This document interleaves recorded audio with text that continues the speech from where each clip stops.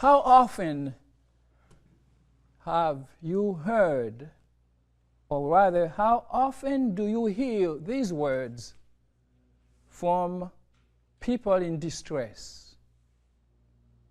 I pray a lot, but nothing seems to happen. The scene is today's gospel reading speaks to such a predicament. Jesus came down from the mountain of the Transfiguration, and a struggle is going on about a possessed boy whose father has brought to the disciples for healing. The disciples had not been able to effectively deal with this case. This was the chance that the scribes had been waiting for. It gave them the opportunity to belittle the disciples and Jesus as well. This demon, the disciples could not drive out. Why? We recall that earlier they had been given power to do precisely that. Was the power limited? Did it vanish?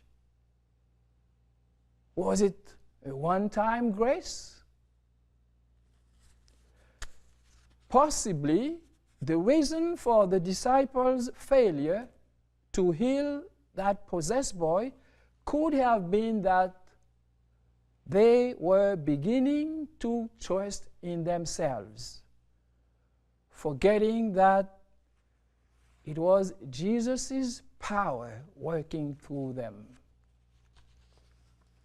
Something similar can happen to all of us when we imagine that the success of any endeavor is the product of our own effort rather than the Holy Spirit.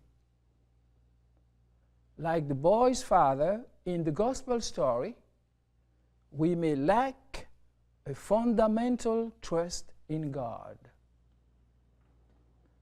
Finally, Jesus drives out the demon and warns that this kind can only be expelled through prayer and by prayer. Not a quasi-magical power is Jesus referring to here.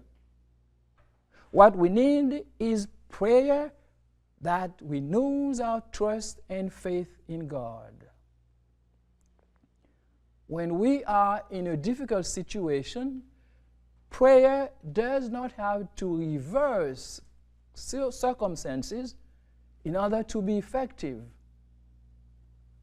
Prayer is efficacious if it brings about our total surrender to God's will and gives us confidence in God's purpose and timing.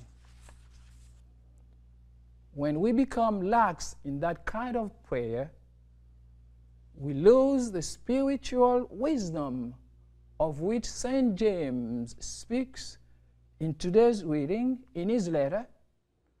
Part of it we hear today. God may have given you and me a certain gift, but if we do not maintain close contact with the source of that power, then that gift wither and die. When we stop trying to see everything through God's eyes, we are left with human ingenuity and cunning to explain things.